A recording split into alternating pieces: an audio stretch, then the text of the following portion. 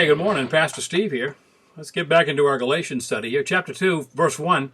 Then, 14 years after, I went up again to Jerusalem with Barnabas and took Titus with me also. And I went up by revelation and communicated unto them that gospel which I preach among the Gentiles, but privately to them which were of reputation, lest by any means I should run or had run in vain.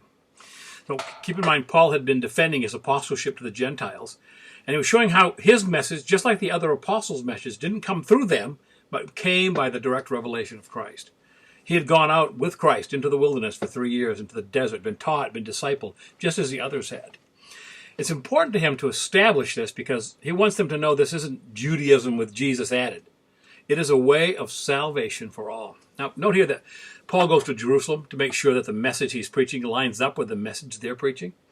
He shows a correct humility here. He's teachable, able to put himself under authority.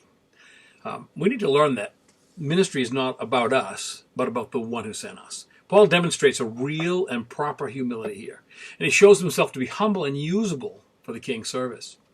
James McDougall, a young Scotchman, a candidate for the ministry, was on his way to the pulpit to preach his trial sermon.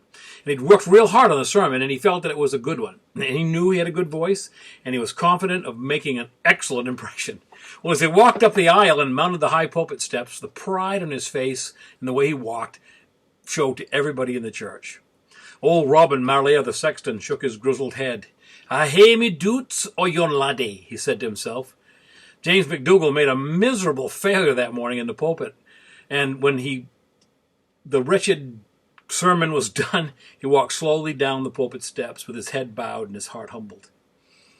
"Aye, laddie," mused old Robin, "if ye had gone up as ye come doon, ye'd have come doon as ye went up." You ponder that, Pastor Steve.